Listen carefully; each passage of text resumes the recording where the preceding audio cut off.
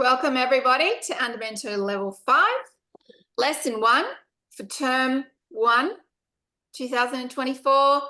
This is the first class of the year, my God. I'm coming to you from Darugurrungurra country in the beautiful Blue Mountains, and we pay our respects to elders past, present and emerging. Thank you for being here. There are 14 people booked in. That's fabulous. I haven't broadly advertised level 5 because I wanted people to seek it out and be ready. So that's you. Thank you.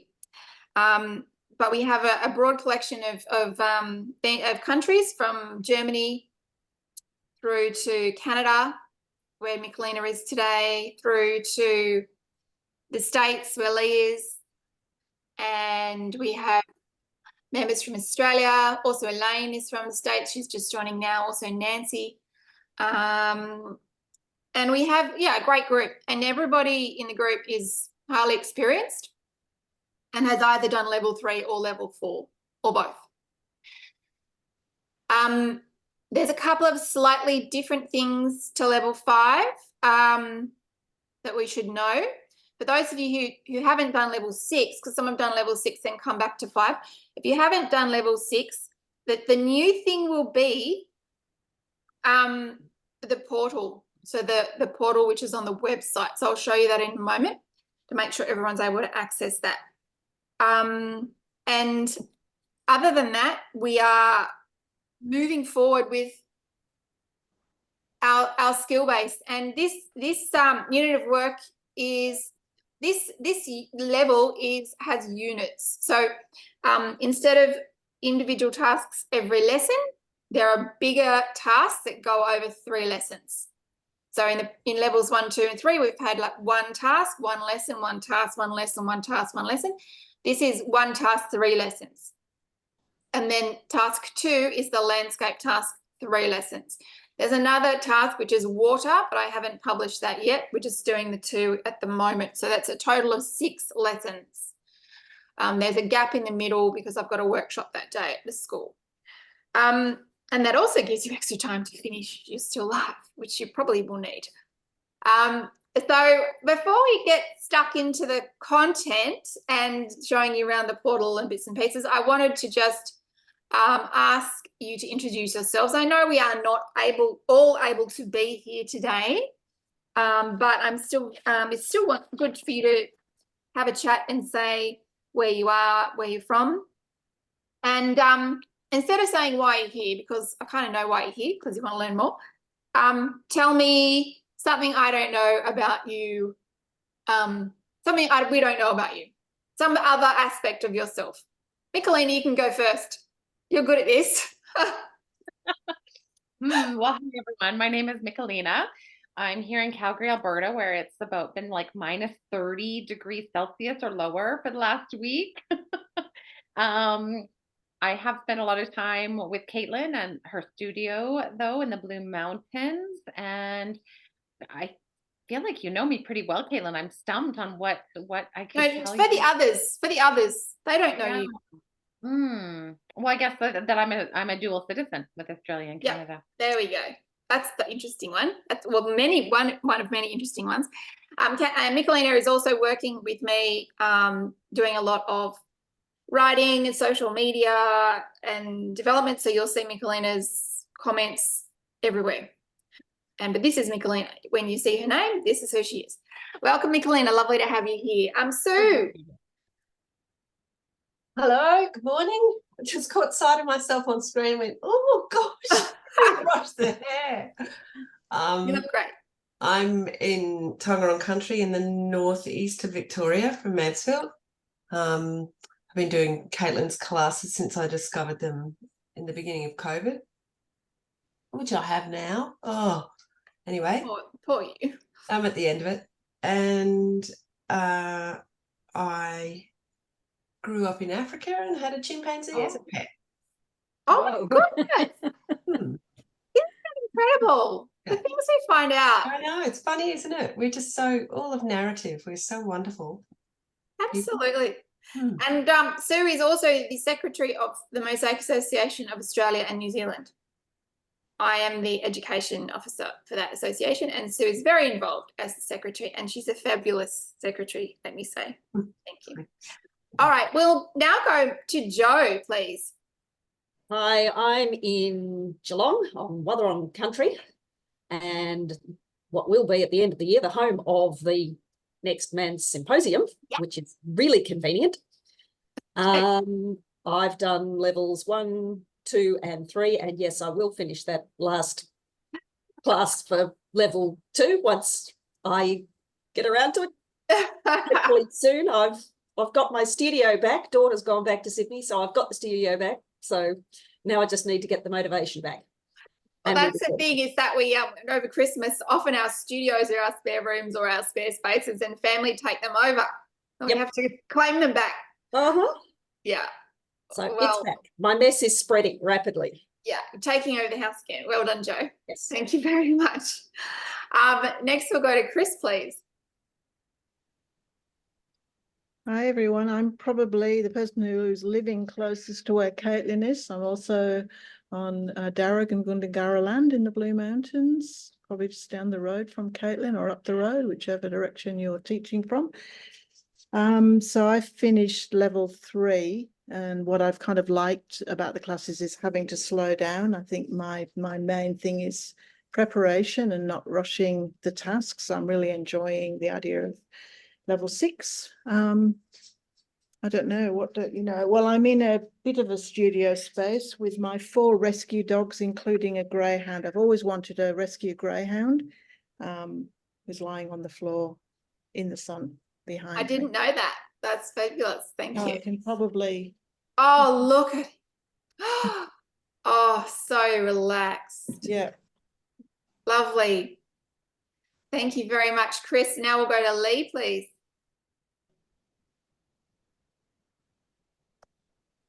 Hi, everyone. Nice to see everyone again. I'm Lee. I live in the U.S., in the state of Maryland on the Chesapeake Bay. And I'm here with my cat, Lucky. I'm sure you saw him earlier. He's right here. He's sitting right on my notebook. I have taken through level 6. So I'm coming back to 5. I haven't taken 5 before. Really been looking forward to this and learning more and more and more from Caitlin. Something you don't know about me, my dad was military, and I spent 4 years of my childhood in La Paz, Bolivia, and we traveled all over South America. I would love to go back someday, and I was fluent in Spanish up through high school, and I've now been trying to tackle getting my Spanish back. So that's something I'm doing on the side of my mosaics. That is so great. Thank you for sharing that. We're looking to I'm recording level 1 at the moment professionally, and we're looking to translate it into Spanish. So I might need to defer to you occasionally. Yeah, let me study up some. Yeah. Oh, that's great. Welcome back, Lee. Next we'll go to Carol, please. Oh, hi. My name's Carol. I live on the south coast of New South Wales, which is in the Yuin country, Aboriginal country. I guess I'm a very retired, sort of almost introvert person now. But in my younger days, I used to do a lot of hiking and trekking, and I've climbed Mount Kilimanjaro. Oh, my goodness. Fancy that. Brilliant work, Carol. I love finding out these facts. Everyone's got all these stories that all tie together and make us who we are.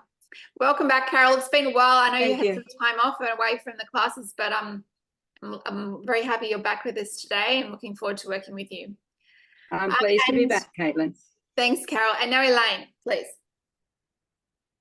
Hi, I'm Elaine. I'm also in the United States, but I'm way south of Lee, so it's nice and warm. Well, today's cold. It was like in the 60s, so I'm sure most of you don't think that's cold. So I've taken through level 6, and I'm still working on that Lily for level 4. It's going to be a while. Yeah. Anyway, something you don't know about me is I enjoy scuba diving a lot. I would love to come to Australia to scuba dive. And I've also done skydiving 3 whole times. Wow. So, Amazing, Elaine. It's very adventurous of you. I'd be too terrified to do either of those things. Thank you very much, Elaine. Well, we do have a symposium in November, and you know, there's the Great Barrier Reef up in Queensland, great for diving. So, you know, you could think about it. So we also have some others who aren't here today. We have Tani Bates from Queensland, who is joining us later today. We have Jackie McCook from Victoria. We have Nancy Holt from New Mexico. We have Paul Harper from New Zealand. Got New Zealand. We have Mary Lou Harrell from Chicago, or just outside of Chicago. She's at an exhibition opening of her work at the Chicago Mosaic School tonight. So that's fantastic. And she's going to post some pictures. We have Andrea from Germany, and that's it. So that's the full 14. So we are a great group, very diverse. So a couple of things. The Padlet.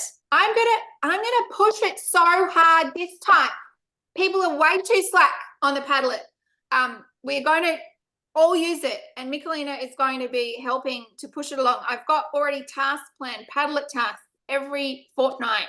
If it's something else you have to post about. So the Padlet is just for this group.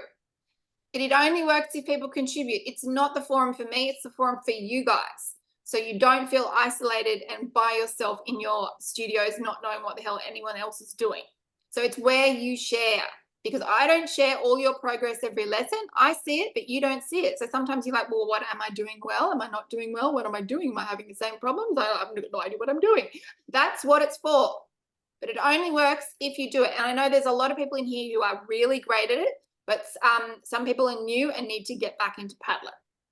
So the first thing to just do is to post who you are, where you're from. That's easy. That's the easiest one. It's going to start coming. We're going to start putting requests up, different things, interesting things for you to post. If you join the Padlet, if you register, we will be able to see your name when you post. You can edit the notifications, which I advise. Otherwise, you get smashed with notifications all the time, and it's very annoying. So if you edit the notifications settings so that you don't get told every time someone makes a comment on anything, that is advised. But it is also advised that you register with it so we see who you are when you comment. Otherwise, it says anonymous, which is really not helpful. That's the first thing. The second thing is the portal. So there's a couple of new, Carol, I think, and Sue, you're both new to the portal, and Chris. So I'm just going to share that. And Joe as well. Sorry, Joe. I don't think I'm new to the portal. Didn't we have it in this level 3? No. Oh, okay. I thought I'd use the portal. Okay. No worries. Yeah, I thought I was portal friendly. Portal friendly.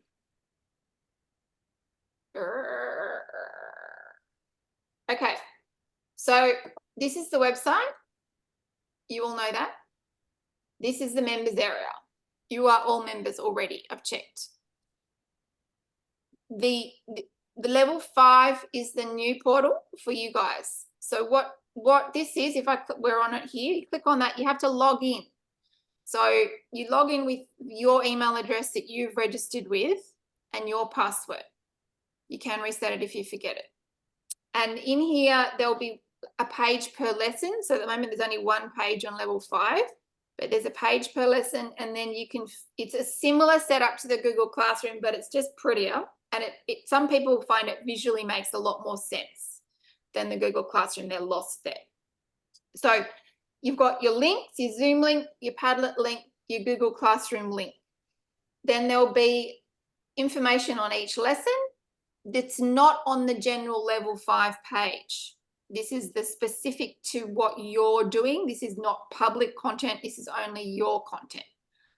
and then what you need to do, and then there's things you can download. And then also what we can do here is I can put up the videos to pre-watch. So each lesson I'll be posting things that I want you to watch or read in advance of the class so that you already know what's going on. By the time you get to the lesson, you've kind of got an idea about it. So here there was little videos on Chris Canning, Margaret Olley, who are two of the painters that we have the works that we're looking at, as well as this really excellent one. I love this one. Even though it's kind of jaggy, it's really good. On the history of still life. So if you haven't had a chance to watch that, definitely do it later. It's only 10 minutes. I only put up short things for you. Then I don't put up arduous things. So there will be a page that pops up for each lesson. There'll be a new level 5 page.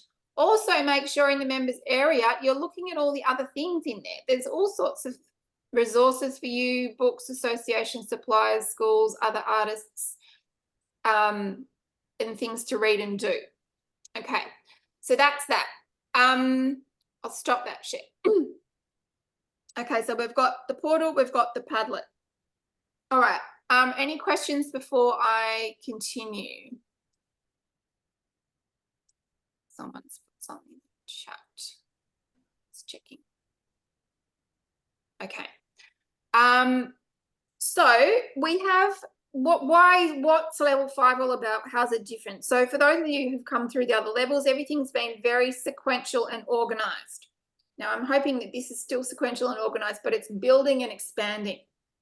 So the tasks of previous units were sort of individual. Every lesson there was one skill, building on previous skills or combining several skills. With level 3, we have singular objects like one lemon, one pear, one sphere, two figs. Okay, so this time that level 4 progresses, it's still singular things. One flower, but it's got 3 petals. One teapot, but it's got spouts and it's reflective. It's got all these bits and pieces on it. One leaf, but it twists. And one shell, which is incredibly difficult. But level 5 is sort of easier and harder at the same time. It's easier because the actual objects themselves are easier, but it's harder because there's multiple objects altogether. So it's considering those relationships. So what is the relationship between the lemon and the bowl and the table and the vase behind and the shadow? So it's adding them all together. It relies on you having knowledge of Andamento. That's a given now. I'm assuming you do. If you don't, go back and revise. It's assuming you have knowledge of value and color theory, hue, value, chroma. You've done level 3, go back through your notes. It's assuming that. It's bringing them together and looking at how they balance in the image. The extra thing is that we're starting to move away from trying to copy a photograph, because in our mosaic life, that's not what we actually do. We don't copy photos. We're artists. We create artworks. But sometimes the move towards creating an artwork, no one knows how to sort of get there. So this helps because what we're working from is a painting. So someone, being the artist, has already made choices to move away from reality. Right? They've mediated or they've made changes to what they see, or they've interpreted what they see. So there's an interpretation that's going on. Instead of a how do I make it look exactly like that in order to hone my technical skills, which is very important in my opinion and greatly lacking in the broader mosaic community. How do I move past just being technically accurate? How am I accurate enough but giving it something else? A bit of and moving towards giving it more and more of yourself. Right? So we're looking at, we want it to look like an image and we want to know what it is, but we're looking at the painted image. So the artist has already made decisions. How did they apply their brushwork? What did they exaggerate? Can we even see the brushwork? Can't we see the brushwork? Is it loose and messy? Is it tight and accurate? Is it highly saturated and highly chromatic? Is it lower chroma? What decisions have they made? What have they put in? What have they left out? What decisions then will you make? How will you modify this to be something else again? So there's an interpretation of a mediated image in the still life. Later, when we get to landscape, it goes further. We go back to looking at photos, but then you have to do the mediation first before you mosaic. So you have to either paint, draw, collage, digitally edit, muck around with, interpret, change, mediate that image, the photo of the landscape, before you make the mosaic. So you make the artwork of the landscape, then you make the mosaic of the artwork. And don't freak out if you are suddenly thinking, oh no, I can't paint. Don't worry, there's plenty of other ways to do it. You don't have to paint. There's plenty of ways. I'll show you. So that's where we're going with it. And we will start today by looking at the source images.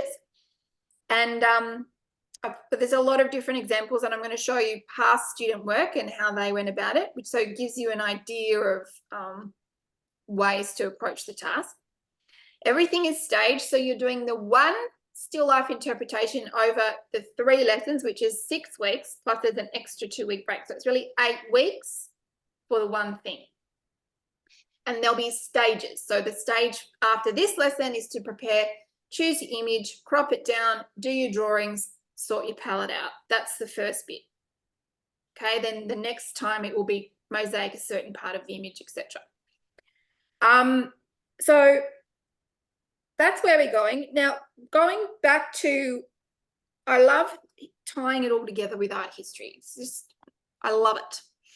And we're not in a bubble. We're not, mosaic artists aren't in a bubble all of their own. We're practitioners within the broader art world. And what helps us is to understand how those things all fit together, and to understand that we're operating in this language that's thousands of years old, and mosaic isn't isolated from painting, isn't isolated from drawing, isn't isolated from sculpture. It's all connected. It's all tied into history and culture and being human, right? And storytelling. So when we think about still life, most people think about stuffy paintings of just like a bowl of fruit. That's what generally the first instinct is. You think, oh, some flowers and some fruit on a table. Snore, boring. I mean, I personally love it, but often people think that. But what we need to realise is that it's part of a long continuum. And if you had a chance to watch that very excellent video by that the lady I posted, just that 10-minute one, you know, we're looking at connections with still life right from Egyptian tomb funerary art and the symbolism that went along with that. And then we see those kinds of images interpreted in Greco-Roman art, in mosaics and frescoes. And then we see it interpreted again as we move through the development of Renaissance art, Baroque art, or High Renaissance art, and into modernism. Okay, so what I'd like to do is just pull a few things out of that for each lesson. So today, I'm just going to pull out a couple of works from that early period, which contextualizes where still life sort of began in a way, as far as we know. Any questions before I do that? All right, so this should be about 15 minutes. It's not a huge, long thing, okay?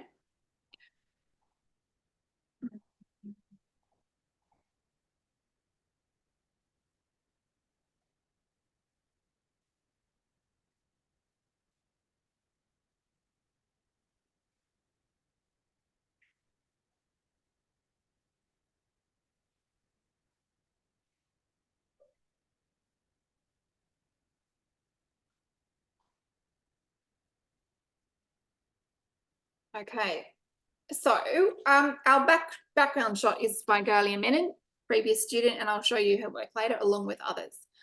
So here we go. This is our it's very interesting fresco. We will call it a fresco. Frescoes are normally what we would call paintings on walls mural fresco, it's normally into a surface, and it's normally a pigment that's applied to the surface. Later frescoes are into lime plaster. Even when we move into Renaissance frescoes, we're using tempera, which is a paint made with pigment and egg. This I don't believe is tempera, but we can see an arrangement of still life objects that have been painted on the wall. This is the tomb of Mena, as part of the collection of gifts, resources, requirements that may be needed by the spirit or soul of the deceased person in the afterlife.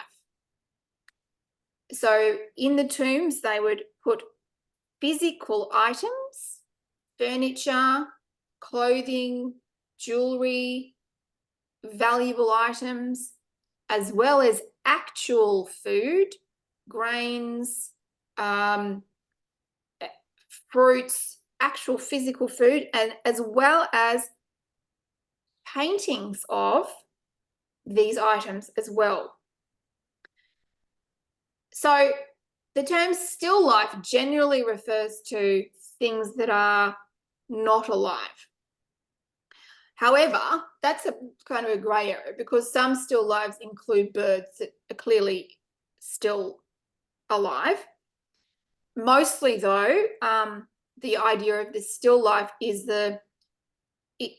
objects that are no longer alive. So it may be a flower that has been picked or cut, or a man-made object like a vase or a glass or a watch. And then we'll look at the symbolism of the timepieces later, but particularly in later still lives, the prevalence of timepieces, either candles or hourglasses or watches, were very, very important, as were the ephemeral quality of fruits, vegetables and flowers. So petals, one petal may have fallen, or a piece of fruit may be starting to turn, or may have a bruise, or maybe starting to perish, which all links again to the transience of life and all things must die. So in this example, we can see food items, the fish, the wine or oil, the birds, the eggs, the bowls, which I'm assuming is either grains or fruits. I'm not exactly sure what it is. And they're all stacked on the shelf. Now, this idea of this shelf I find very interesting, because we see this shelf arrangement appear in mosaic art as well. And I've been trying to, I know I've seen it so many times, and I'm just trying to find where I've seen it, but I've found a couple. But it's interesting how one thing links to the other. So this is the dates on this. Different sources give it different dates, but we're BC, roughly 1500 BC approximately. This is from the Palazzo Massimo in Rome, and I took this photograph last year. And again, it's interesting because we have this sectioned thing happening, which again is indicative of a shelf. It's similar in a way to the Egyptian wall art in this sort of layering. And here we can see birds that clearly are alive, as well as a basket of fruit. This is an emblema. So just to reflect on, in case you've forgotten what that is, the emblema is the feature panel of a pavement mosaic. So pavement mosaic is a floor mosaic, and the emblema is a panel that sits in the middle of the floor and is often separate. So it's portable, can be removed It's made by someone else other than the general artisans who make the floor. It's a special thing. And it's often made in opus vermiculatum. I don't think this is. I can't really tell actually at the moment because I can't remember how big it was. But it's often a more detailed piece. And they were very special. And sometimes people would even travel with them. So we can see is this next one is another emblema with a similar subject matter. And you've got similar, they're not shelves, but they're almost levels, which I think links somewhat to that shelf layer of the previous painting, wall painting. And the emblema here, we can see the difference in the scale of the tesserae between the emblema and the border. So the emblema is a much smaller, often opus vermiculatum, which is the tiny little tesserae that are 2 or 3 millimeters thick, tiny, and worm-like lines, set within a bigger floor panel that has larger tesserae and a simpler, more naively rendered, I suppose, basic colours and basic design. But again, we've got the idea of the fruit, the fish or the food, the abundance, the things that keep us nourished. And we can see those here. In Greco-Roman art, the still lifes were not only mosaics, but also frescoes. So I was fortunate enough to attend the Southern Italy tour with Helen Bodicum last year. And we visited Oplontis. Oplontis is it's not new, but it's reopened. And it was also buried in the same eruption as Pompeii and Herculaneum. So Pompeii is the big one that everyone knows. Herculaneum is really quite big as well, but it's much smaller than Pompeii. And then Oplontis is quite tiny, and it's the Villa of Poppaea. And it's amazing. So what we can see here, this is a triclinium, which is a dining room. And the walls were adorned in the second style. So there's 4 styles of frescoes that we see around Herculaneum, Pompeii, and Oplontis. And this is in the second style. And we can see in the corner this basket of figs here. Now, I was roped off. I couldn't get in there. So they didn't want us wandering right up to it, obviously, because everyone wants to go up to it. There's lots of things everyone wants to look at closely here. A lot of areas you could go right up, but this is as close as I could get to the figs. And then I zoomed in and I got to the figs even more here. But this is, I think, some sort of pipe painted on the wall there. And there's all sorts of other things that we could spend all day looking at. But it's particularly the figs that I wanted to show you. So I have ended up taking this photograph from the book. I have a book on Oplontis and its villas. And this is a great shot from the book where you can see the beautiful basket of figs. And like today, this is a delicacy. So it's a symbol of wealth and a symbol of opulence and a symbol of fertility. And abundance. I mean, imagine how much money that many figs will cost today, right? It's still this special food.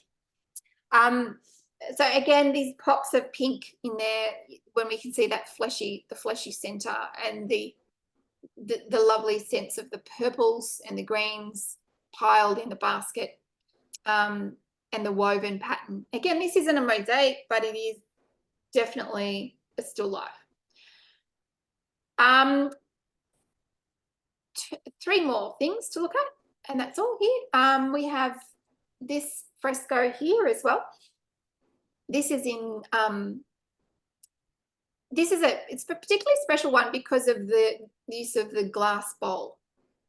So glass was very expensive, and particularly being able to display, having access to someone who could make that for you, to be able to purchase the glass bowl and then often the exotic fruits, etc., that go with it, and then also to have someone who could render that. That's also very difficult. And I'm really hoping there's a teacher coming, Marie Swinen from Belgium. Some of you might know her, and I'm really hoping to learn from her how to mosaic transparent things.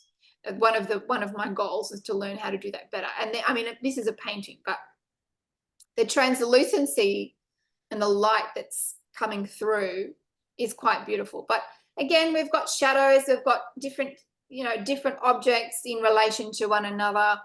There's an amphora or urn. There's the lid here of this beautiful pot, small pot. And this, again, we see evidence of a still life. So there's symbolism in terms of the abundance of the food. There's symbolism in terms of the wealth of the owner, in terms of, can you afford an artist to make a still life for your wall or for your floor, and then what sort of things do you put in it. So for those of you who have studied with me, you'll know the unswept floor, and again, that lovely unswept floor in from Hadrian's Villa, where you've got those Bolognara shells, which are from the snails that make the emperor's purple, and these beautiful exotic crustacean shells and things like that. So that it's all symbols of wealth and worldliness. Two more. These are more a different topic, which becomes more connected to still life the more we progress through the development of visual arts, and the idea of memento mori, or remember death. And this is from the Archaeological Museum of Naples, and this is a very famous opus vermiculatum emblema. So again, feature panel, center of the room, very small tesserae, very expensive, layered with symbolism. And this one is about this sort of the tipping wheel. So we've got the skull, which is interestingly rendered. It looks almost comical in some ways. And we see the skull appearing in many, many still lives, particularly as we move into the Vanitas period and the Baroque period, the Northern Renaissance. The skull is ever present and referring to mortality and the transience of life. The whole thing is sitting on a wheel, this wheel of life here, and it's sort of balancing. And then we have the butterfly, which is a symbol that appears over and over again. Again, the butterfly is just so, it's transformational, but it's also very short-lived. And then we have two sets of robes on either side. And we have the royal violet or royal purple, red on the left, and we have, the slave rags on the right. And it's sort of this balancing act between the two. I'm just reading from the text panel here, which accompanied this mosaic in the Archaeological Museum of Naples. It's Memento Mori. It's a mosaic emblema in opus vermiculatum made from polychrome tesserae, which means multicolored. The mosaic depicts the allegory of death, which levels distinctions between human beings. At the top of the composition, there is a plumb bob with its plumb line, whose axis is death in the form of a skull. Below, there is a butterfly, the soul on a wheel, symbolizing fortune. Between the arms of the plumb bob are the symbols of poverty on the right, the saddlebag, the beggar's stick, and the cloak, and the symbols of wealth on the left, the scepter, purple, and the crown. So that's from the text panel of the museum. And the final one we'll look at, again, is not really a still life, but this one, this is probably my favorite mosaic. I'll put it everywhere. I took this photograph in the Archaeological Museum of Hatay, which is in Antakya in far eastern Turkey. It is a pavement mosaic made in marble. It is very large. It's about 1.5 meters by 1 meter. This is what the text panel says. The panel depicts a male skeleton slightly reclining on its left side, leaning its left elbow on a pillow and holding a drinking cup in its hand. The figure looks relaxed and mellow.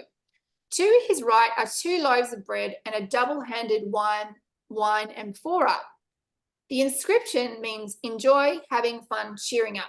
Thus the personification of Euphrosinos, I can't pronounce that correctly, calls to the banquet attendees and reminds them to enjoy life. In terms of the subject, stylistic and iconography, the figurative panel of the triclinium, which is a dining room mosaic, reflects the characteristics of Antioch mosaics from the 3rd and 4th century AD. They depict bathing and banquet or convivium scenes, which were the most important activities of Roman social cultural life. In terms of convivium, it represents eating and drinking pleasurably with friends. The depiction of a skeleton in this context is an allegory to remind the viewer of the beauty and pleasures of life.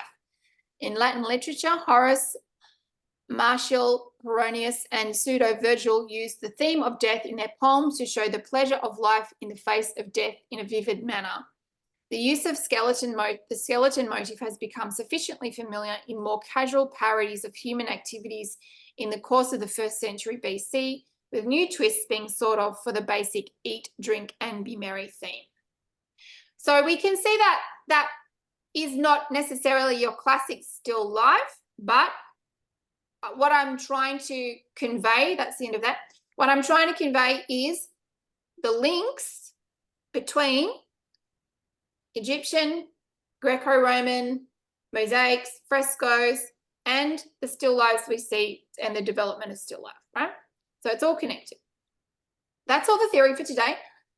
We are going to now move on to look at the source images and examples. Before we do, any questions?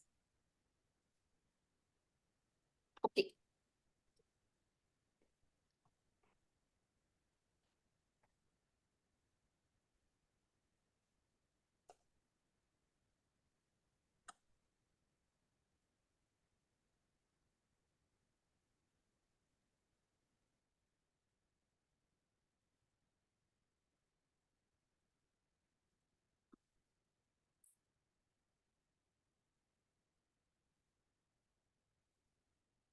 All right. Okay. So we have a range of images you can select from. In general, I would prefer you chose one that I have proposed. I'm not completely against the idea of choosing your own. But my main thing to say about that is don't overshoot, just something that is not too difficult and that you can select part of, because it's much harder than you think. This is from a series by Chris Canning, Homage to Mondrian, and there was a series of works that she painted. This is one of them. I love this because it's so for those of you who've done level 6, you know who Mondrian is now, right? Lee and Elaine. Okay. And with the very bright colors, the segmented lines, the black lines, etc. So she has interpreted Mondrian's bold, simplified style and then it connected that with still life. So what I've suggested here is a crop of the Tamarillos. Just look at that. Look at that blue. Blue, green, teal, red. Look in the shadow. Brown, pink, green, teal, blue, blue-green, yellow-green. All in that shadow. That is a very, very, very active shadow. That is fun. When we do things like cropping, I just think about what you can take out. So here I'd probably take this out. I'd take that out there. Make artistic decisions as you will. Then the next biggest favorite one of mine is Chris Canning, the Lotus Jar. It's a large painting. And then I have made a selection down here. This is the Lotus Jar. This is the hero of the whole painting. But beautifully composed with fabrics, bowls, vases, ceramics, and then the limes. I've made a selection of this bottom area, which gives you a bit of the vase, the bowl, the limes, the tablecloth. Then this could be omitted or included. That's pretty difficult. That's very difficult. And I'd get rid of this here. So I'd make decisions about what you took in, left in, and what you took out. Next one is Margaret Ollie, marigolds and fruit. I was fortunate enough to go to the Margaret Ollie Museum in Byron Bay at the Tweed Regional Gallery in, I think it's Murwillumbah, just out of Byron, just in October last year. Well, I was up there and I saw the space because they've relocated her studio, which you would have seen if you watched the videos. They've relocated her house, rooms from her house to the gallery, and they've set it up as a permanent museum where you can walk around it and look through windows into the rooms of her house and see all her objects, all her belongings. And it was really amazing. So looking here at these, I don't know what they are. What are those things? Persimmons. I think they're persimmons. And then looking closer again there at what section might work. Then pink azaleas in white jug with a cloth. There's two versions of that. I thought they were the same, but I don't think they are. This is a close-up of that. And then to go closer again, you go right in. So even when we go right in, we see how much is going on in there. Like you think, oh yes, well I could probably do all of that or even all of that. But really, if you're going close and closer, it's still overwhelming really with all the different, particularly the more painterly the more painterly the image, I think the harder it is. The less painterly the image, I think the easier it is in a way. So that's a suggested interpretation there. This is a new one, which is in my lounge room by Sophie. Sophie Haythorne-Thwaite is an Australian, she's mainly a portrait painter. I asked her to do impressionism and she said, no, I don't do that. I do realism. So it's a beautiful rendering. These are calla lilies, and much easier than the oriental lilies, I might say. We've also included the lemons, the bowl, and then different panels and shadows. So looking at options for that, you could look at just the lemons in the bowl with the vase and these sections of colour. Even when in that there's a gradation, value gradation. We've got purple in the vase down here, reflecting red purple. We've got terracotta. We've got terracotta in the lemon down there as well. So you can see how the colours cross-pollinate. Then we could look at just one lily, in which case I'd probably take out the pink one. A little bit of the vase, two leaves, and a panel. You could move that panel in, or you could change that lily, or you could go to both lilies, 3 leaves. So you could attempt the whole thing, but I think that's a lot. But I'm not going to say don't do it if you don't. In general, I would say keep this sample at about 20 centimetres. So this one you'd need to do bigger. You'd need to do this at least 30, I think. But just keeping the sample small, 20 centimetres square is completely big enough to explore these options. Following that, I'm going to open the examples of other student work. And I think you'll find this helpful and interesting. And then we'll get started on our practical. So soon.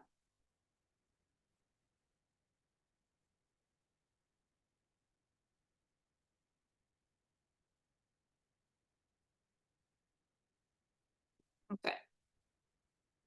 All right, so again, we have the tamarillos, the crop, the grayscale, a drawing.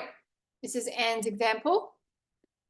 This is a combination of flow and value. You can see the dotted line being value and the broken line being flow. We have the image, the drawing without the image, and started working with tamarillos in orange yellow palette. She decided she didn't like that anymore. Did it again with pink and magenta palette. And she has used brass wires to do the stalks. So the stalks are 3D. She's used stained glass for is it stained glass? Yes, it is stained. I think it's stained glass. For the background and foreground, she's used and bowl, and then the smelty for the tamarillos. She's also used leather thonging to do her outlining. And that's a close-up where you can see the leather thonging. And this, I think, is clear glass with a coloured back there. I'm not exactly sure. So then we have the figs, which is also from that Homage to Mondrian series by Chris Kenny. And you can see the bold, gorgeous colour. I just absolutely love her work. It's all worth an absolute fortune. Then we have, this is Lynette's example. So she started work on the figs. So we're working direct on plastic, like level 3 and 4. But if you don't want to work on plastic, that's fine. You don't have to. It's your choice now. You've got the skills to make those decisions.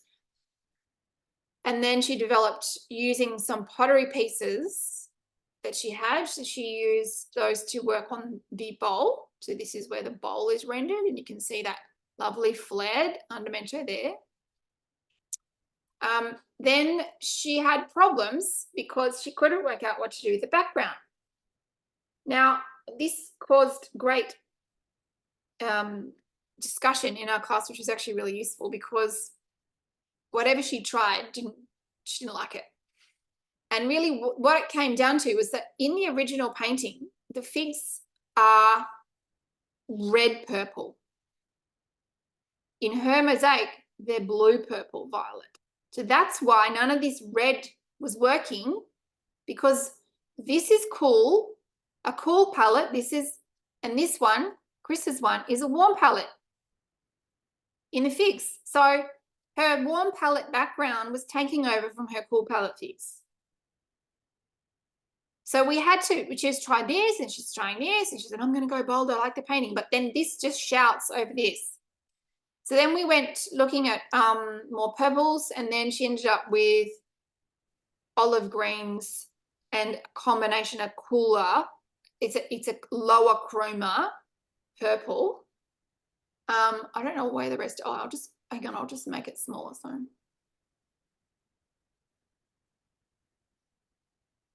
Okay, so that's how it resolved, with more of an olive, a lower chroma, lower value green, a little bit of the red purple, but slightly not too bright.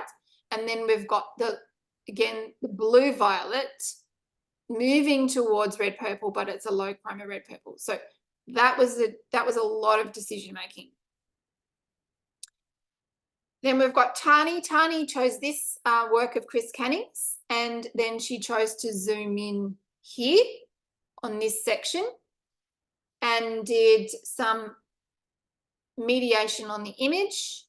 Then she did a small section of that in Smalty, which is here, which is an interpretation of this section of the vase. Now, Tani is actually repeating this course, so she was going to join us today later on. You'll see her at some point. Then the lotus bowl, which we've looked at, and the crop here. Then we can see this is Galias. Now, Galia is the image that I've used on the header of the course. And what Galia did is she chose to create volume. So she used Keraflex, which is our cement-based adhesive, to model onto the to model up to create volume, physical volume. And Galia works with Daldevere, which is an architectural glass, which is a thick, translucent coloured glass from Kokomo, which is in the States, a supplier. And she uses the hammer and hardy to facet and shard down that glass, and then she applies it like a brush mark. So you can see she's used some Smalty, some stained glass, some Daldevere, and then she's taken out the lotus vase, but there are elements that echo the pattern of it. She's also used minerals and mica in there to get that lovely silvery reflective nature of that back vase. She also had problems with the background. So Galia mounted hers into a box frame, and then she painted the back of the frame, the inside of the box frame. This is before it was resolved. I can't remember where my final photo went, but what we were doing is using Photoshop to try and pick what color background would work. And it's interesting how using the color picker, which I think I've showed you before, using Photoshop, we can drag it in and out and find colors in the image, desaturate them, pull the value in, pull the chroma down, pull the value down, pull the chroma in, and then come up with a color. But interesting how, you know, warm color coming forward, what's taking away from the image, what's working well. So Galia decided on this one, something like that she used to paint her background with. So in the final product, you can't see all this surrounding business there. Another interpretation of that was by Jane Dennison. Jane Dennison's in Northern New South Wales. And Jane creates her pulled glass here, and her husband, Greg, is a potter. So she has access to all sorts of amazing pottery. And so you can see there's pottery pieces in here as well as pulled glass, as well as Smalty. And what we can see is that she's gone, if we think about the actual painting, she's taken this in her own direction completely. So she's changed the background color. She's, you know, brought colors together in there that may not have been there. She's changed the color of the limes.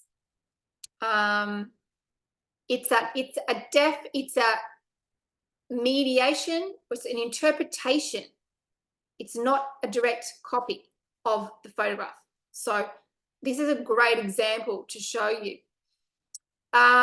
This is Sasha's. Sasha used mixed media and Chinka for hers, same painting. So then looking at a Margaret Ollie, so we have our persimmons, and then we have, this is Debbie's from far North Queensland, using Smalty. So she's chosen to do the whole bowl of persimmons and some leaves. We also have Janet's. Janet is from Northern New South Wales, Lismore. And this is a very lovely painterly loose interpretation, and I think it works really well. Like, I think Janet's really not overly, she's being very expressive. She's not trying to over render. She's sort of letting it be like the piece is the brush mark.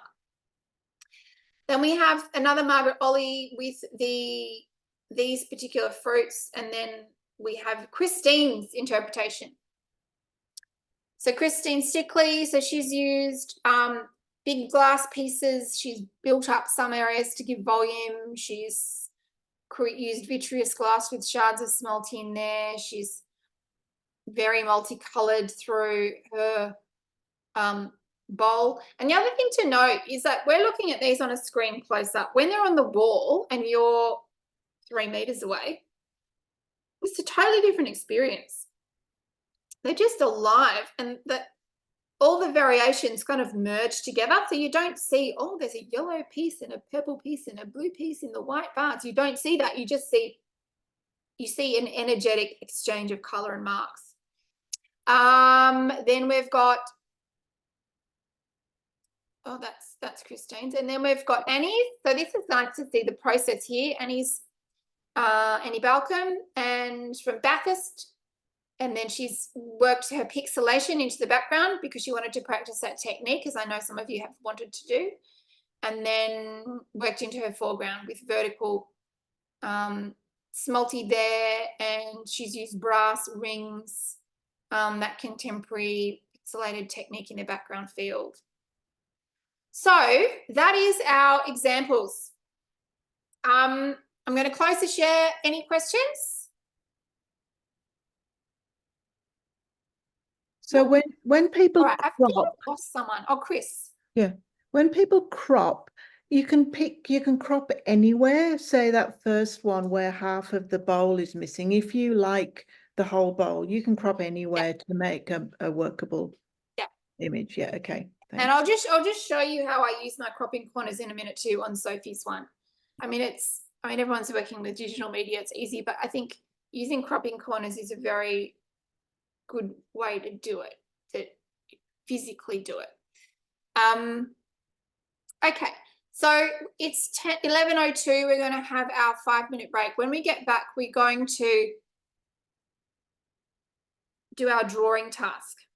So you need a bowl and you need some pieces of fruit. I forgot to get my fruit out last night because I taught a workshop for 50 people. When I got home, I forgot all about it. So my fruit's been out in the sun trying to warm up. So because if it's cold, your pen won't work. And if it's wet, the pen won't work and then you'll wreck your pen. So we need the bowl, we need pieces of fruit, doesn't matter, an onion, a potato. If you don't have a piece of fruit, doesn't really matter. And then I'm going to put it over here and move my camera and I'm going to show you the effect of this exercise. This is an exercise for your brain that you can then redo however you want with whatever is in your still life. It's a very, very good exercise. Following that, we're looking at drawing and cropping. Following that, I'm just going to show you my palette preparation. Okay, let's have a quick break.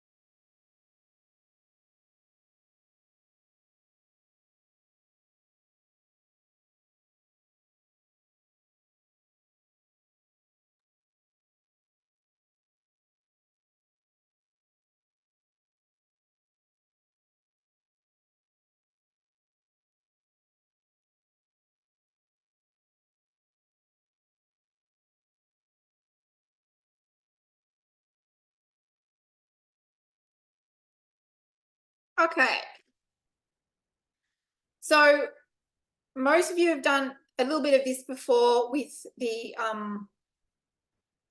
spherical exercise when we did the sphere in task 1 level 3 in the lemon task 2 level 3. We drew on the sphere and we drew on the lemon.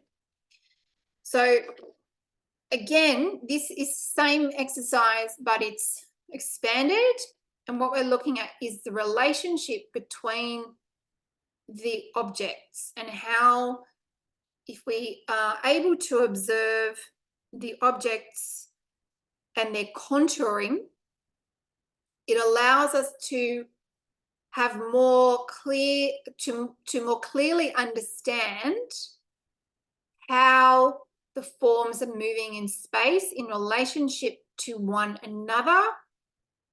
And it helps us to decide where we can employ techniques such as compression and expansion scale in our Andamento line. Now, in this level, we do not do tesseract drawing anymore. It is a problem-solving strategy that you employ when you need it. If you want to draw it all out, that's fine. But if it's something that I'm expecting you to be more intuitive about now, you should just know. If you don't know, you can draw, this bit's hard, I'm going to draw this bit. But the flow line is really important.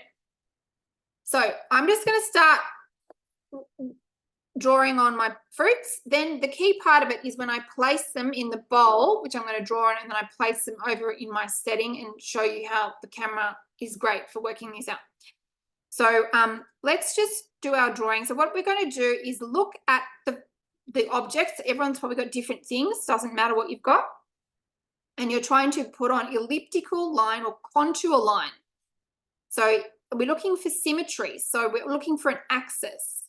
So the axis of my lemon is from point to point. That is, if I was to put a skewer through the center, that's where the axis is. My pear, the axis is going through on a diagonal, right? So I would be using that axis. So my ellipses wouldn't go this way. They go that way. They'd go on so my ellipses on my pear wouldn't go like this. They go like that, perpendicular to the axis of the item. Okay? So the first thing you do with each object is work out where the axis is. So if I was to, and imagine sticking a skewer through the middle of it, how can you make it through the middle? Right. Away I go, here's my axis. And I'm going to draw an elliptical line. So well, this is almost a circle around my lemon like we did before. So we should be able to do this quite quickly. And then we need to combine them to prove our point, to sort of demonstrate the purpose of it. I'm coming out in reasonably even rings. If we keep the rings even-ish, then it allows us to actually see how they differ. If we at this point impose scale, if we decide already to impose scale, which you could do this, you know. I've constantly got fruit and vegetables with lines all over my house, and people don't quite get it. But if we impose the scale by drawing a thinner line or a thicker line, then we're sort of removing the evidence essentially of what perspective will do. So just try and keep them even, right? Even, even, even, even, and then here, even.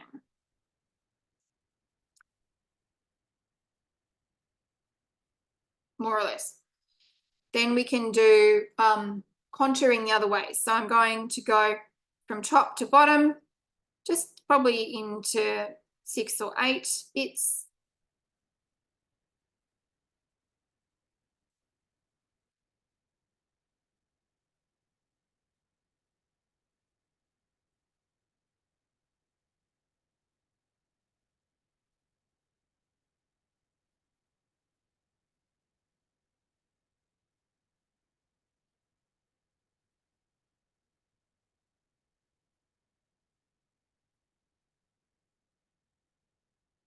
So there's one. Now I'm going to do my pair. So again, my axis is on a diagonal. So I might actually do that first.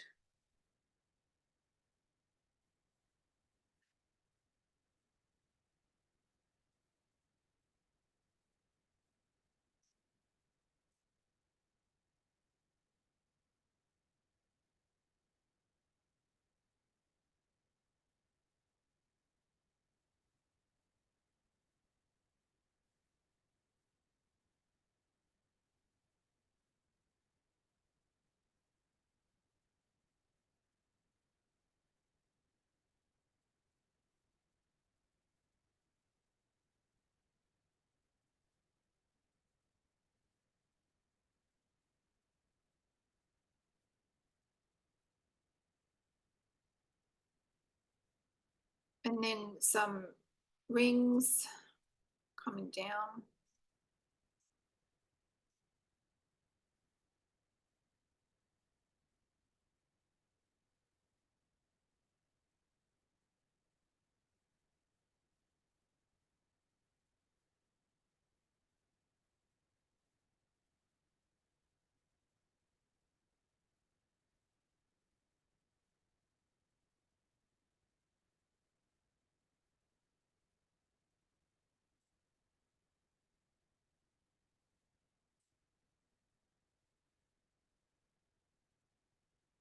Again, attempting to make them the same width.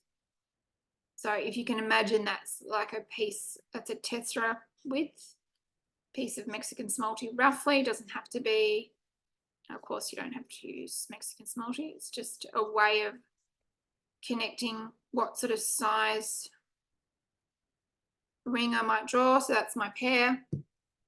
And then my orange, again, the same thing.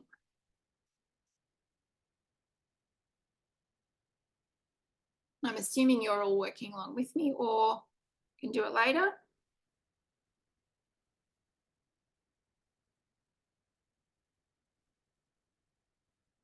Has anyone got a strange fruit or vegetable?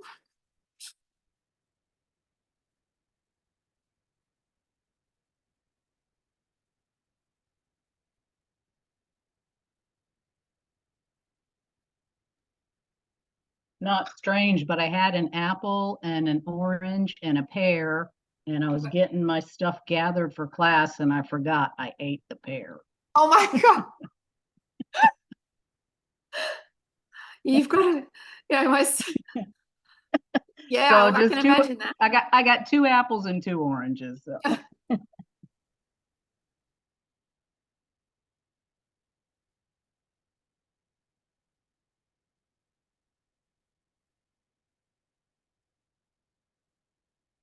Kind of missed my axis a bit there with that orange, but anyway.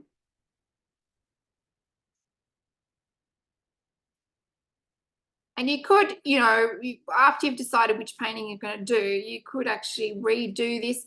You can see in the class sample I did this exercise trying to exactly replicate the painting, which was fun for the Chris Canning.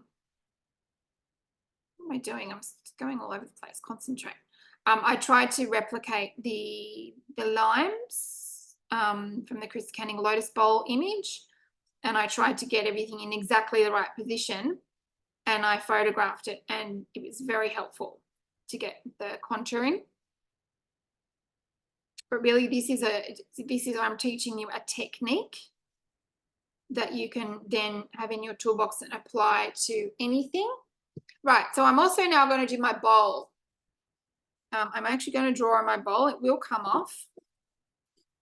So I'm finding the center point of my bowl. And I'm going to try to do the same thing. It might be helpful. I've already got the center incorrect, so it might be helpful if I gave myself some points.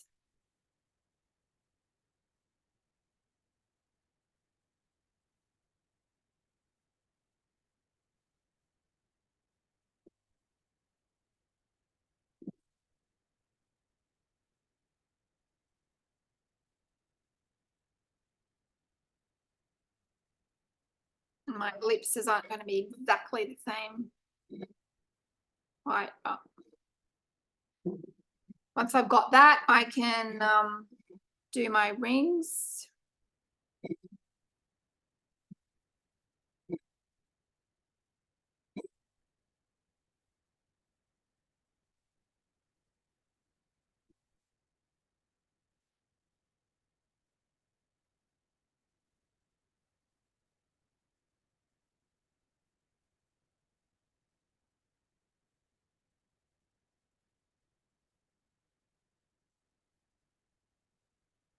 See, this is not an exact science, but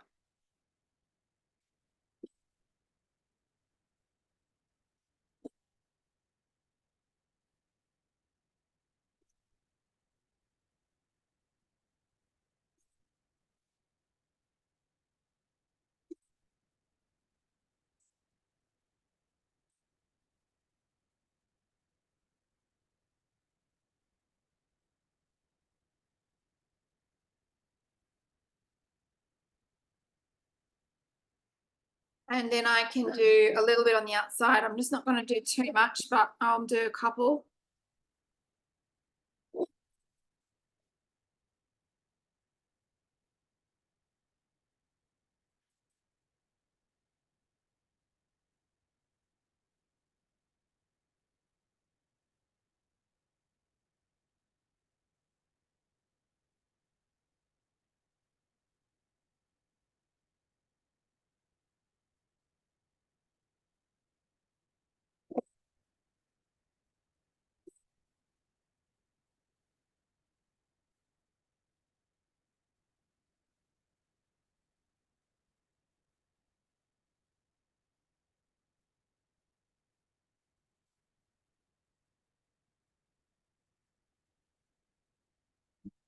Bit off there, but anyway, I'll put that at the back. Okay. So now what I'm going to do is move my camera. So I just apologize if I make you seasick for a minute.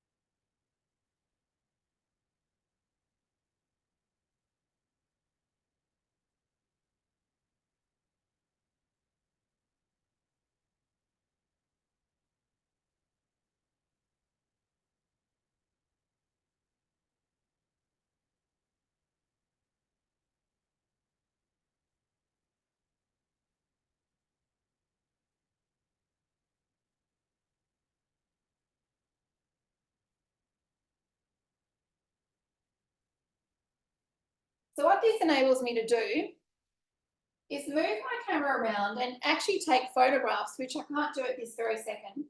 But what I can do is if I move further over the top of the still life, what you'll see is that we see more, we see into the bowl much more. We're seeing almost the full ellipses of the bowl. Depending on how I move my pieces of fruit, you can see how the contour lines move in different directions. The vertical and horizontal lines are moving backwards or forwards in different ways. If I then drop my viewpoint,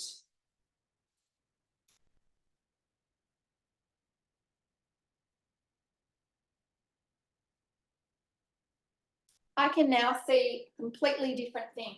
So what I'm looking at with the dropped viewpoint is I can start to see underneath the bowl. Further I go, the ellipses flatten out. See that very lovely roundness of the bowl we saw at the top is becoming, that top ellipse is becoming much thinner. As I tip the bowl up, you can see I'm seeing more and more of the bowl and the side rings Look how big that top ring is and look how compressed the bottom ring is when we know they're the same size. The back lemon has just disappeared altogether, coming back the other way. We can also see the shadow on the desk. Then coming back the other way, the shadow changes a little bit and moves. I'm seeing more inside the bowl. I'm coming up over the bowl further. This ellipse, the height of the ellipse increases. Coming up further, increases again. I'm seeing now the internal contours down here. I'm seeing the back contour. Look at where it disappears. Boom. This circle does not go all the way around. We know it goes all the way around. But in the image, it stops. It tapers out here. This one tapers out here. If I come up even more, I can now see right down into the bottom of I can almost see full circles, but I can't see the top circle here, but I can focus on the top circle here. I drop back down. It changes again. And every time I change the position of the fruit, the contouring, the direction of the ellipse changes. Here, the pear ellipse is moving around back over to the left. Before, it was moving around to the right. So the curve, this curve is dipping down to the left. Now it's dipping down to the right. Now it's curving up to the left. So depending on the position, so what I suggest you do is spend some time after class. I'm just going to, this is going to make you seasick again. Hang on a second.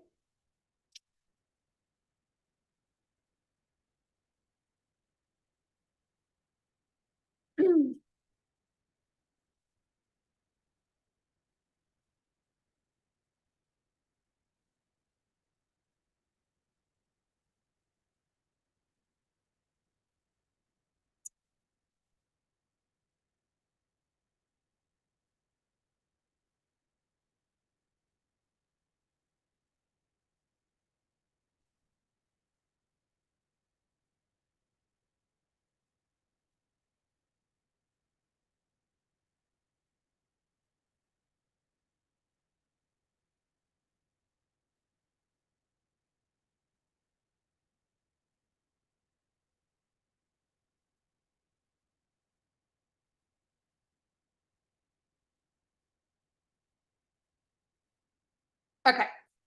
So what I'd suggest you do is complete that activity with your own things, then set your still life up at home and take a series of shots, moving from top all the way down, changing the position of things and just examining how the lines respond and watch how the curves change.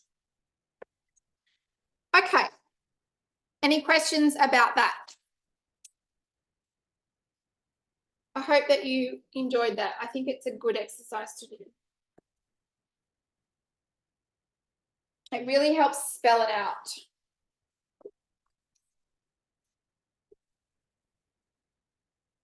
All right, now I'm looking at this beautiful, this is a print that I got yesterday of this, of the painting. And it's roughly, the painting is roughly 30 by 30 centimeters. And I just wanted to show you how I go about making the cropping corners. They're very simple. Just get regular paper and I just use my scissors to cut. So I'm going to cut in about 5 centimeters or 6 centimeters. Come up one side of my paper and then along. So I'm cutting myself an L shape. Then I repeat that with a second piece of paper.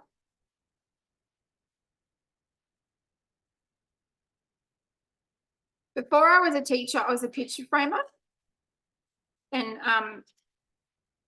I used to use these, I had big ones in the studio, in the framing studio that I'd use for clients about looking at what part of the image they wanted to highlight in the frame if they didn't want to show all of it.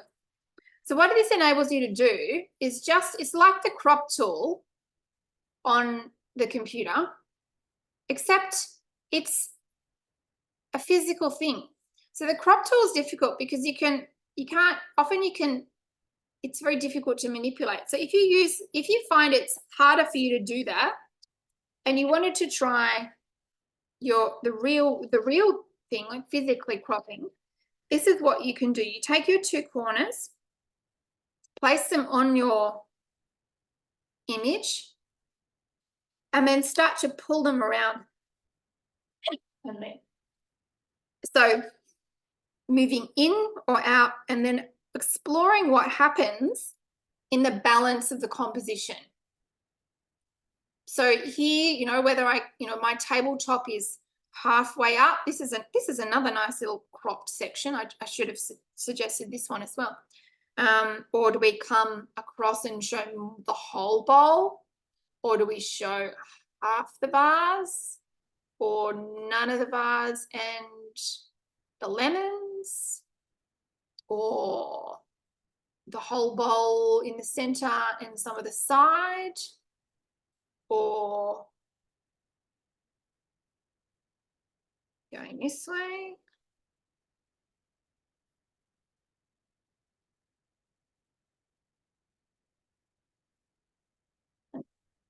It's a really interesting and quick way of zooming in on something.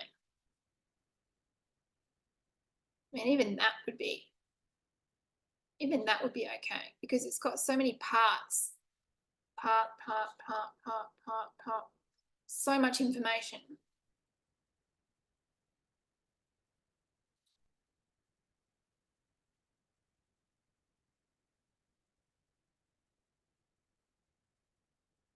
That's a nice one too.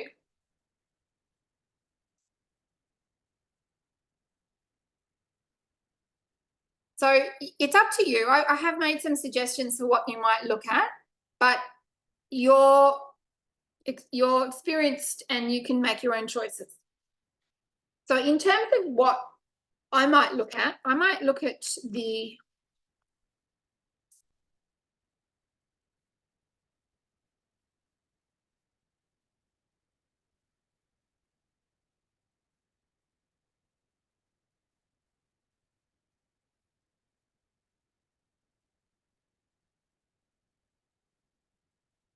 this one.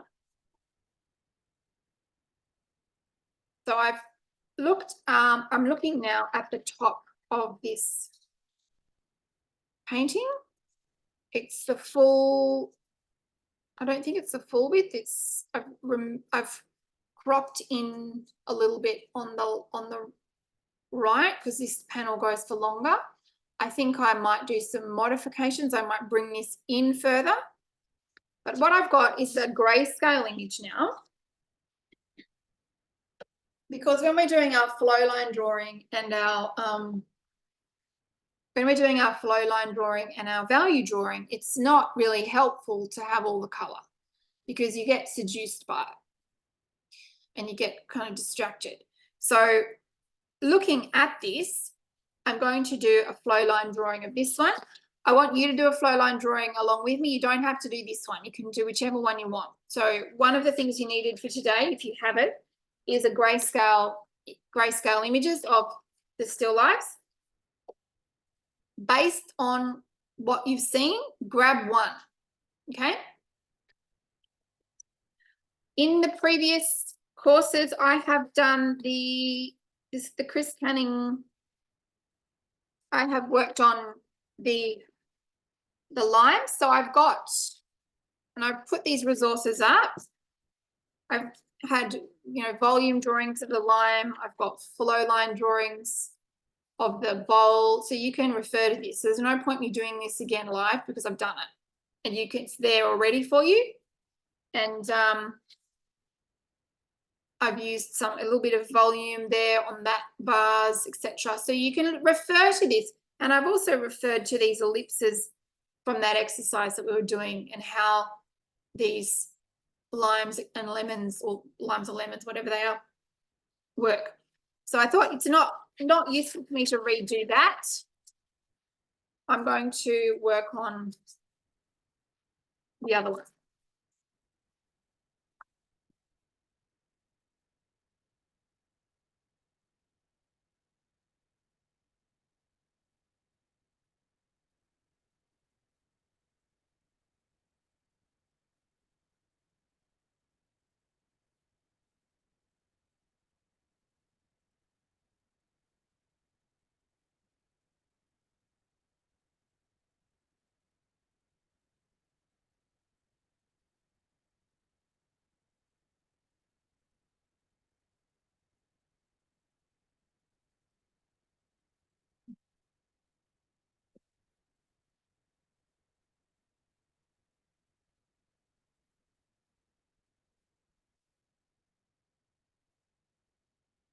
So also making decisions about what I leave in and what I take out. So I might, as I said, I'd like to bring this over. I might bring this line over here.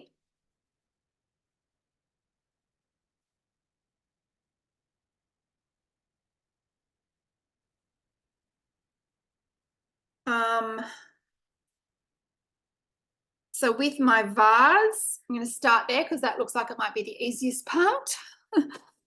And looking at the lip of my vase is quite tiny, so I'm going to make that a sort of smaller line.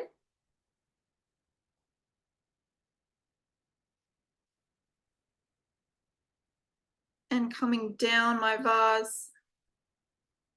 So remember from what we've learned about doing our flow line drawings, we can do several. They don't take long. It's quick. So we can do several and decide which one we like. We could try different things. Now I'm basing the curvature of this line off this ellipse, which I know the back of the vase is there.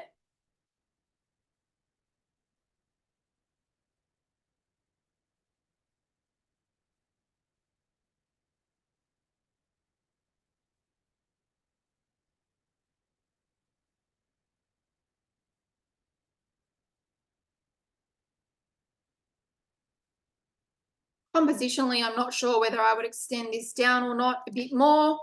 I can decide.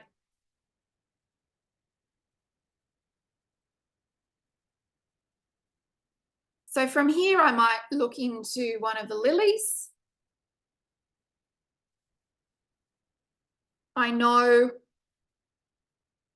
that they're one piece, so I want to create this idea of the volume of it.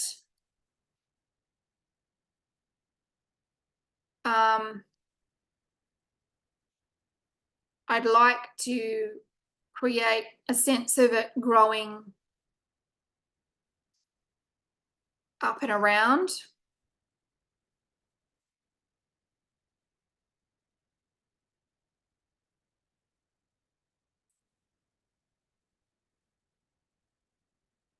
As if this line connects to that one and comes back down again.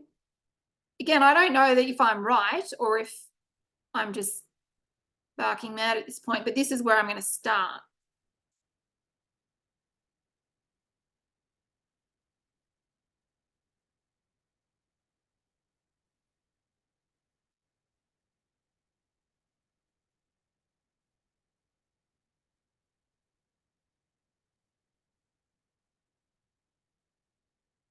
There's also flow line that way, which comes to here. That comes down into the center. No.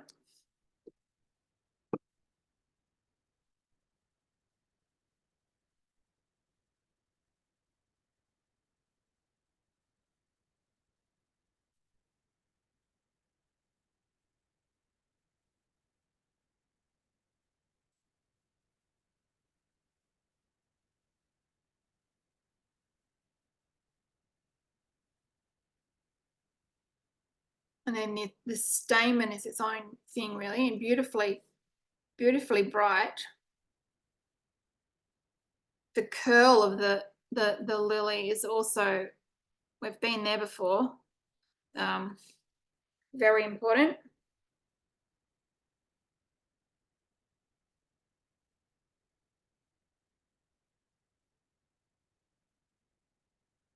And one lily is then overlapping the leaf.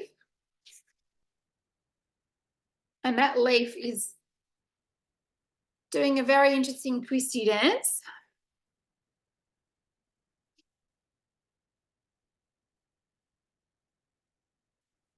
And I'm going to try to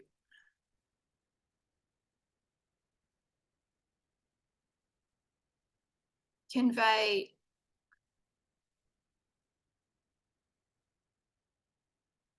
that twist.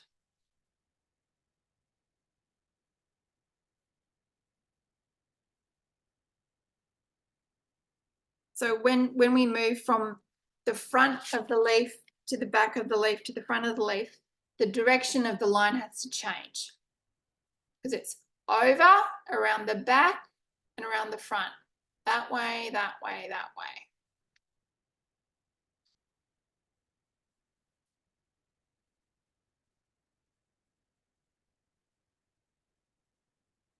So in some instances, it might be helpful to do test thread drawing for this, but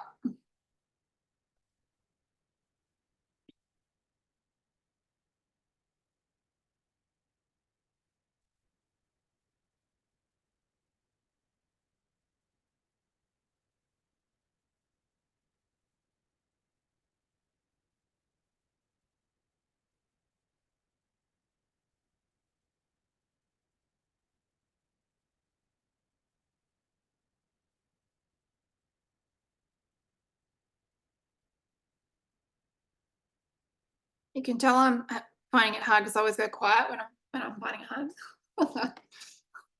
Like, ah!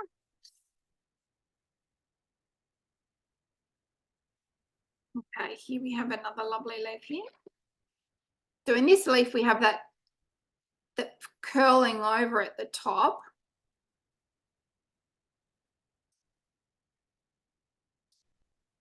And then this leaf is curling back underneath. So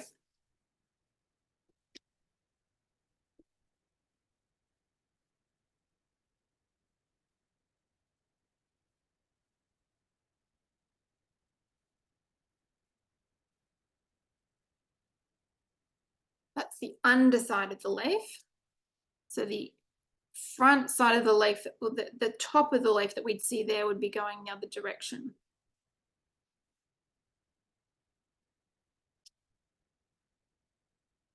No, it wouldn't.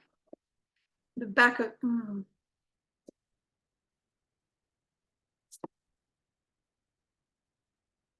be going that way.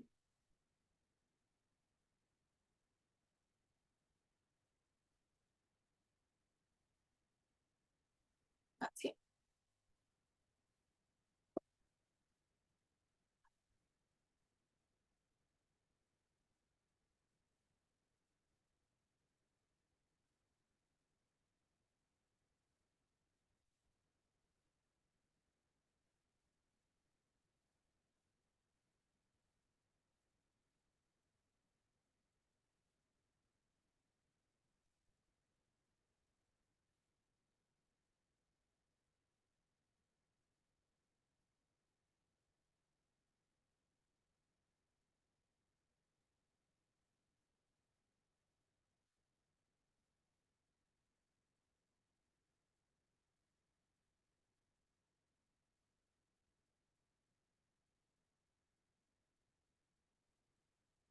All right, I might continue. I might just leave those out because I do want to move on to palette, but I might continue into the background. So let's pretend I'm looking at the other one, which is more cropped, which is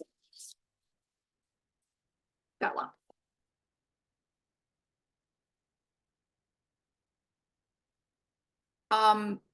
So if I was looking at that one, what would I do with that? Would I take it out or leave it in? What do you think? Is it balanced to leave it in, or is it better to take it out? Joe, what do you reckon?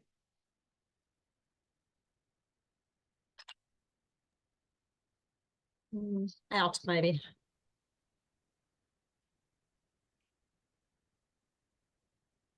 Can't hear you, Joe. Hmm. There I'll you turn my go. volume on. Is that better? Yeah, that's perfect. Okay, out, I said. You took it out? Okay. All right, we'll take it out. So we take it out, which would mean I would have my sideline about, maybe I'd bring my sideline to there. No.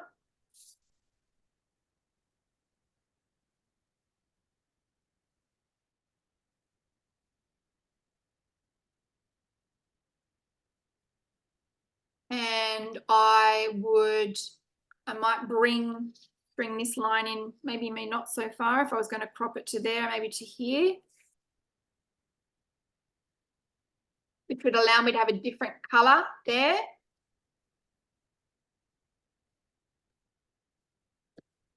So I could use that lovely indigo blue. Then I could also decide to whether I would want to bring up the bottom or not. I can decide that later. So the main thing to decide then is what I would do with the background. What Andamento would I do? If we look at the image itself, it doesn't really have direction. It has some paint, there has shadow, there's definitely shadow around the flower and leaf, and there's definitely shadow in here. I can see the linen. This is painted on the linen, and this one I feel has a very vertical feeling, particularly with these lovely violet lines, violet highlights she's put in here on the edge. So I think this background field here would be a vertical Andamento. So I might just put that in.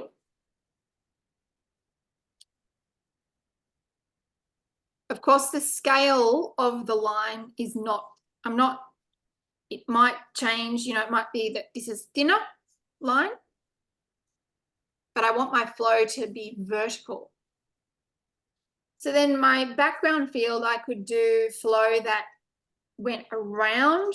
I could do a more organic flow that flowed around the flowers, and or I could do a horizontal flow. Any thoughts, Elaine? Chris?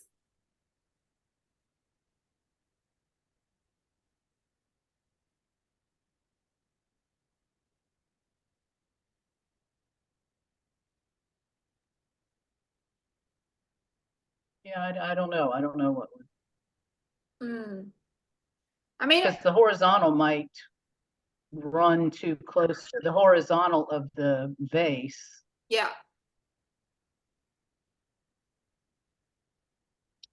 Yeah, I'd almost go around with flowers as opposed to, I look at the fruit in the bowl and they look like they need a kind of a horizontal or a vertical background. That one I might be tempted to go around it.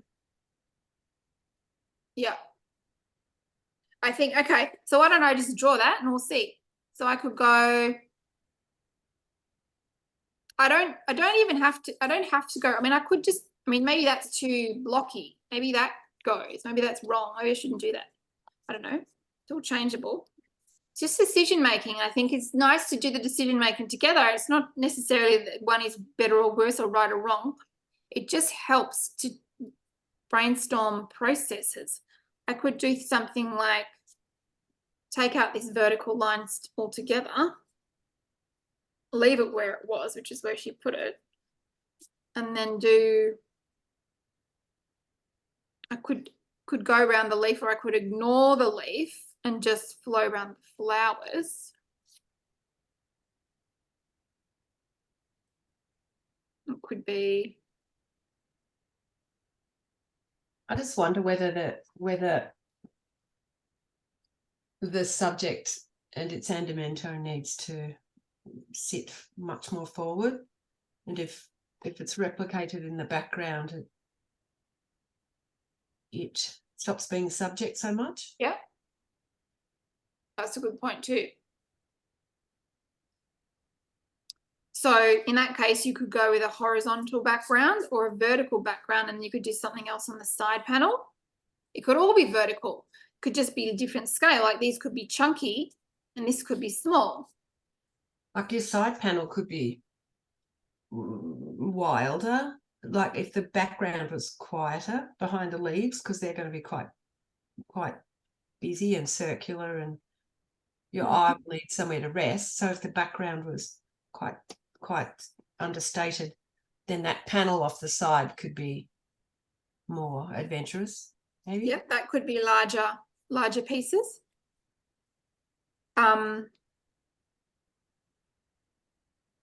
So I'm just going to do it this way for the moment, and then we will try some other ones. Could go around. It's almost like an outlining row, but it's not really.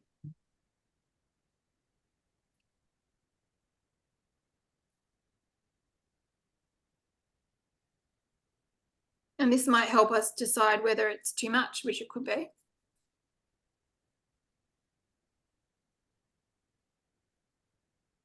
It has a lot of movement. It could even come all the way, it could come all the way around. Or I could keep it very vertical and horizontal. Okay, what I'm going to do is leave that there, because that is to be decided, and you're all to decide on your own still life. So from the samples I've given you, from the images I've supplied, from the crops I've supplied, from the tools to crop your own that I've supplied, you have to decide on which image you're going to do, which section of which image you're going to do, and what is the andamento. What decisions are you making? What omissions or additions? What changes? Are you leaving out bits? Are you bringing bits in or out? Exaggerating bits, moving lines? What are you going to do? That's all part of homework lesson 1. The other part of homework lesson 1, which I need to do now, is this is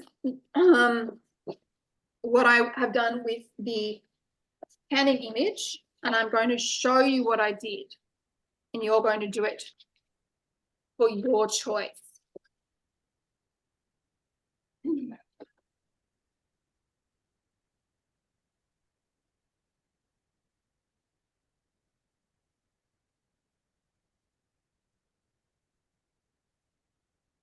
Okay. So there's a table. Now I have realized that my table runs the opposite way around in value that it normally would, but just to demonstrate here. So this is the physical sample that you will create of your own. So you are going to decide which picture. From that, you're going to create a palette for every part of the image that you've chosen. So in this case, this is the image that I was working on for this palette. I isolated parts of the image. So lemons, I'm calling them lemons. I know they're actually limes, but I'm calling it a lemon. Creative license.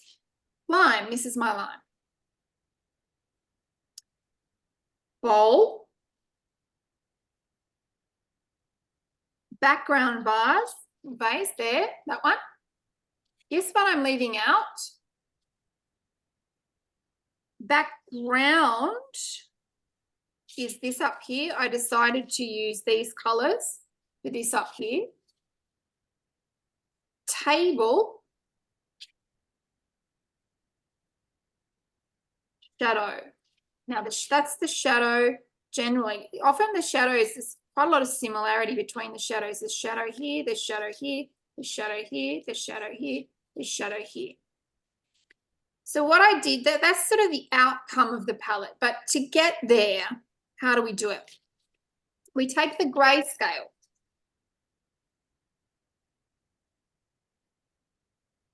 We make a table. Now, everyone can do this just with a pencil and ruler or on a Word document, whatever you want. And you have a column for every thing. So if I was going to be doing this one, I'd have purple lily, red lily leaves, vase, background, shadowed panel. I'd have 6 columns. In this one, I've got 7 columns. Lemons, limes, bowl, vase, table, background, shadow.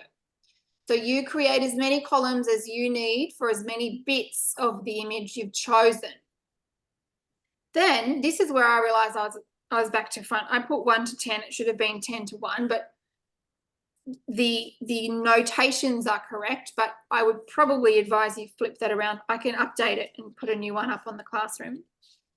Then we use our value card as we've done before, and we work around on the grayscale image with our value card, either your Munsell card or your Painter's Well card, doesn't matter, as long as you're consistent. And then you work out what values sit in each part of the image. Now, the point of doing this is, and you're using words here, not just numbers. So the point of doing it is to work out, okay, so this is my lemons. What value is the outline of the lemon, which is the dark? So this is the dark end, one is black, okay? The outline, I think, is value 2. I write outline.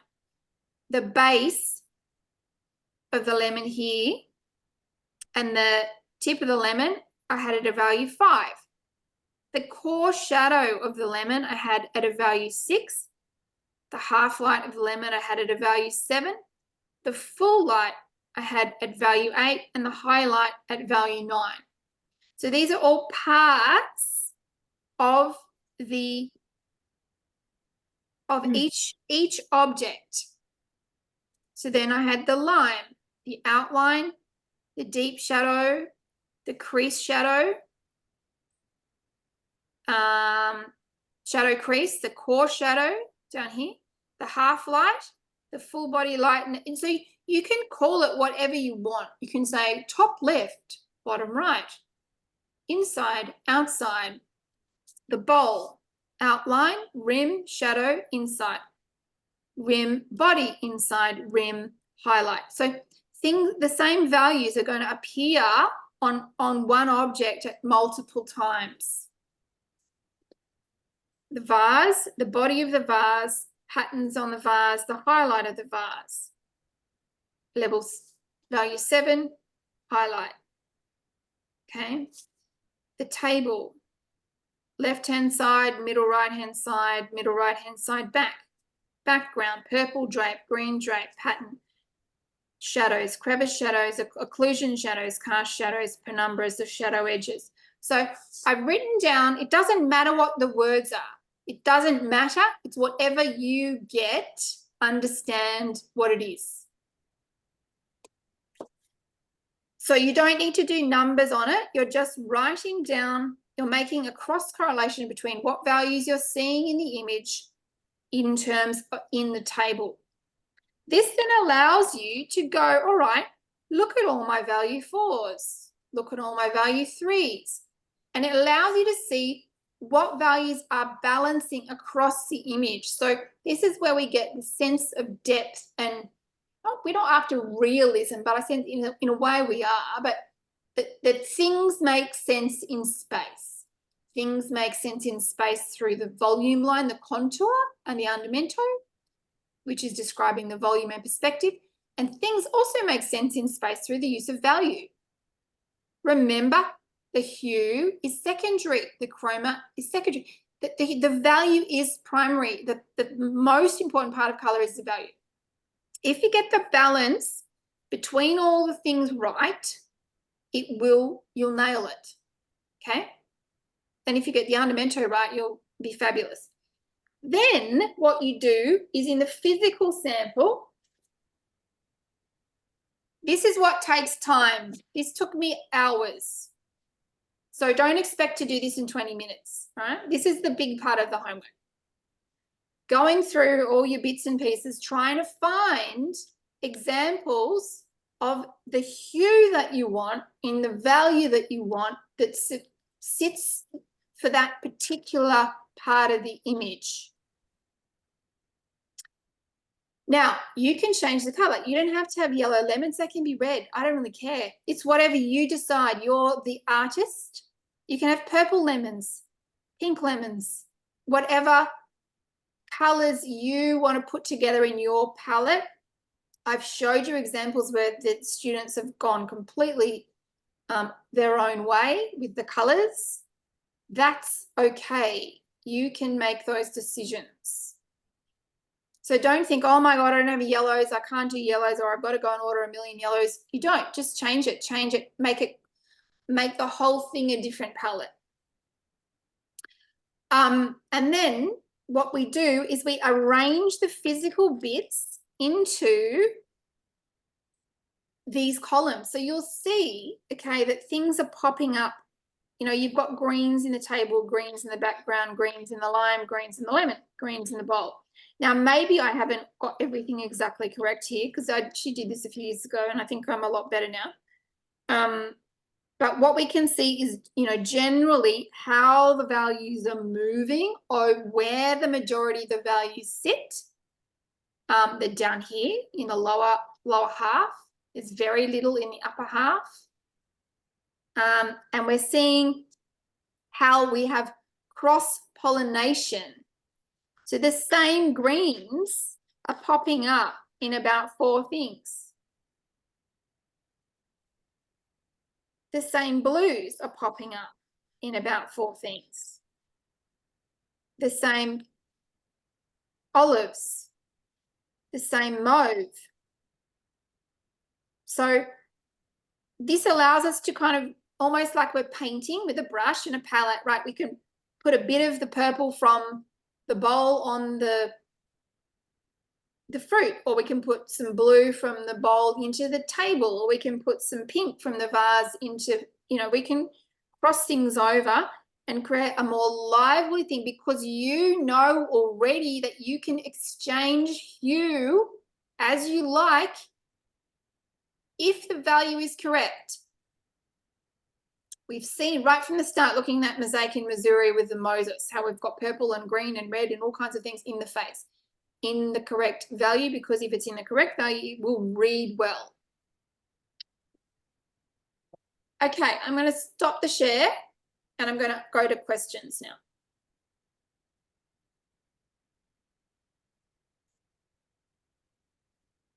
No questions? So Caitlin, you would prefer that we make our own cropped portion and not use one of yours? You're very welcome to use one of mine. It's only if you prefer a different portion, you can change it. Okay. You can even change the cropped one. You can go even more cropped. Based on your interest, what, you know, for some of you, you'll look at it and go back, I don't respond well to that one, but I really respond well to that one. So change it around, crop it more or less as you wish. And that's for any of the images that you've provided. Correct. And if you really want to bring in your own, you can, but do something that's a similar kind of amount of information. Yes, Michelina? I'm really drawn to the Margaret Ollie. I went and saw that exhibit too, that museum. But because it's more impressionistic in style, I feel like going more with like maybe a Spilimbergo kind of method, so not such set rectangular tesserae. So is that okay too? Because Absolutely. Absolutely. You've seen the examples. Yeah, I don't find that as easy to draw out, you know, to draw Andamento lines with that. It's going to depend more on the kind of, and I'm probably using crockery as well. So it's more random. But do you think, so is there a way to draw it better? I still think drawing, yeah. So probably a tonal a tonal drawing would be more helpful for you. Like Okay. almost posterized filter, but not quite. So where you're pushing like this whole area is value 5. Push it. This whole area is like, so blocking values instead of contour line, blocks. Okay. Yeah. Does that make Yeah, sense? got it. Yeah. So you could sort of shade using you could do a drawing that has blocks of shade. Mm-hmm. But still in Spillenberger, there is still some contour. There's still some, like the way the direction it, like if you're doing a face, Mm-hmm. the piece will still go in the direction of the thing, you know? Okay. So there's still form. Yes. I think it's still worth doing. You could do both if you've got time. You could do a flow line, which you don't have to, it doesn't mean that it's no longer paint by numbers where you must stick the piece in we're moving away from that. I'm loosening the leash, not that there was a leash. I'm loosening the reins, so to speak, on how you must do it. You should have the skills now. So there's still some structures and formality to it, but it's more relaxed in that there's more room for artistic expression and interpretation within the structure and the fundamentals of it. Yeah. Okay. Gotcha. Anything else? No, that's helpful. Thank you. Lee? Caitlin, you mentioned transparency before, like seeing the fruit through the clear glass space. Is mosaicing transparency something you might do in one of your future levels? I think I need to get better at it, Lee. Yeah. There's a lot I still need to improve on. So I'm learning along with you guys often. You know, but yes, I'd like to do that. The plan is level 7 is more to do with portraiture, and that's a huge level because it's got all the bits of facial features and the whole face and all this stuff. And I know what level 10 is, but I don't know what level 9, 8, and 9 are yet. It's still in the making. But if I could put transparency as part of level 5 as a later thing, like still life, landscape, water, something else. I don't know. I'll think about it, Lee. But this will be good practice. I have something to show you guys. It's so serendipitous that I just unearthed some like old paintings that I did the other day, and the fact that we're doing still lives. This was like my very first oil painting class. Wow. My awful still life, but I think the colors are really fun. So I don't know. I'm thinking maybe I might play around and crop a bit of that. I think that would be really funny. It's like, 20 years later to maybe revisit like an early work that I did. Yeah, that's a great idea. Okay, guys, it's time to go. Your homework is decide on the image, crop it, do whatever you want to it, get your black and white print and do your comparative values, prepare your own palette, prepare your own table, do your palette, do some drawing, and then next time we will embark on the mosaic. Okay, it's been great. I hope you had fun. And get on that Padlet, please.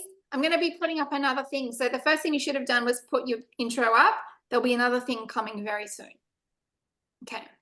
All right. Thank Bye, you. everybody. Thanks. Thanks, Bye. Caitlin. Bye.